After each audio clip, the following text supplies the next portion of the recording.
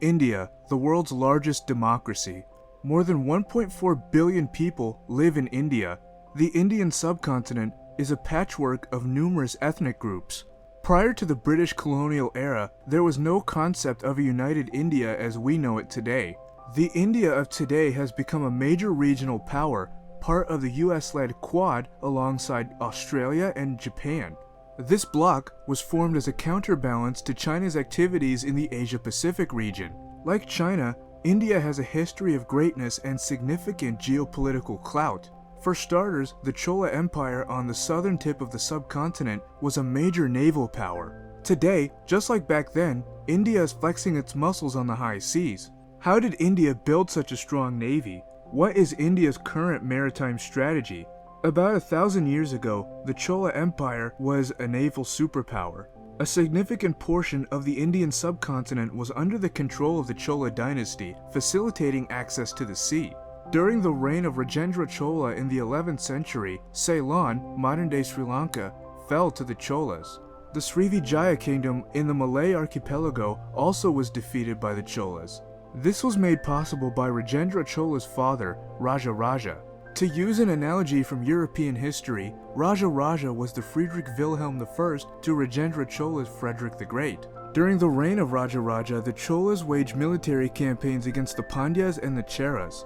One historian wrote, "The expedition against Kandalur in the early years of Raja Raja's rule was primarily intended to sterilize the naval power of the Cheras." One of Raja Raja's predecessors attempted to conquer Ceylon, now Sri Lanka, but Raja Raja was the one who decisively made the northern portion a province of the Chola realm. According to a historical inscription, Rama was excelled by this king whose powerful army crossed the ocean by ships and burnt up the king of Lanka. Later in Raja Raja's reign, the Cholas attacked the Maldives too. Rajendra Chola, as heir to the throne, played an important role in these military conquests. Upon his ascension to the royal throne, Rajendra Chola brought the whole of Sri Lanka under his control. Then, the Cholas attacked the Srivijaya Empire in Southeast Asia in 1025. They attacked the 14 ports belonging to Srivijaya. Rajendra became one of the only monarchs in Indian history to have conquered territory outside of the Indian subcontinent. Like the ancient Greeks and the Italian maritime republics of Venice and Genoa, the Chola realm was considered a thalassocratic empire. According to dictionary.com, a thalassocracy is dominion over the seas as in exploration, trade, or colonization. Even after centuries of colonial rule, this naval tradition has not died out. Today, the Indian Navy is one of a handful of navies to demonstrate Cooperative Engagement Capability. Cooperative Engagement Capability, or CEC, is a sensor network which enables situational awareness in real time and more integrated fire control capabilities. The purpose of CEC is to bolster air defense capabilities. Also, India, in conjunction with the Russian Federation, developed what was at one point the world's fastest anti-ship cruise missile. The BrahMos missile entered service with the Indian Armed Forces in 2005. Compared to its counterparts, the BrahMos is 3 times as fast, has almost 3 times the range, more than triple the seeker range, and 9 times as much kinetic energy. Furthermore, India is the only country apart from the 5 permanent members of the United Nations Security Council to operate a ballistic missile submarine. INS Arihant, India's first indigenous ballistic missile submarine, was commissioned in 2016. The Indian government has plans to introduce more of these submarines into service over the next few years.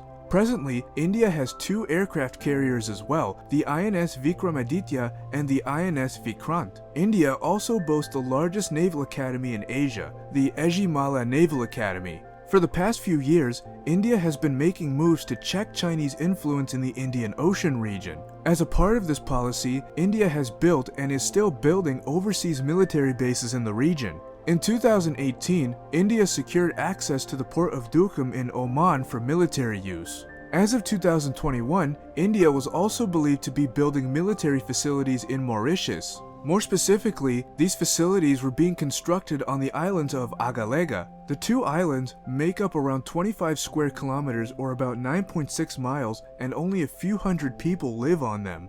Agalega's strategic location in the Indian Ocean and its proximity to the Mozambique Channel make it an attractive location for a military base.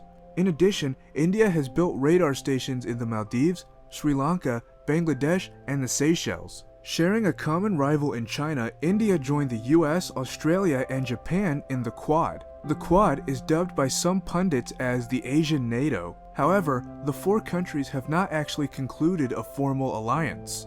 China, meanwhile, has been guided by the String of Pearls doctrine. The String of Pearls refers to the network of military bases and commercial facilities in the Indian Ocean operated by the People's Republic of China. The Chinese have acquired access to port facilities in Myanmar, on the Strait of Malacca, and on the Indian subcontinent. At present, the People's Republic of China boasts a larger navy than India's. Relations between China and India have cooled in recent years due to growing Chinese encroachment in the Indian Ocean and border skirmishes between the two powers. It is worth mentioning that because of the war in Ukraine, India has had to reduce its dependency on Russian-made weapons. This, on top of the squabbles with China, has driven India closer to the West. Only time will tell if this is an enduring relationship. What do you guys think? Will we see a larger scale clash between India and China in the future? Will India build more military bases around the Indian Ocean? Will India benefit from a closer relationship to the West? Let me know in the comments. Thanks for watching.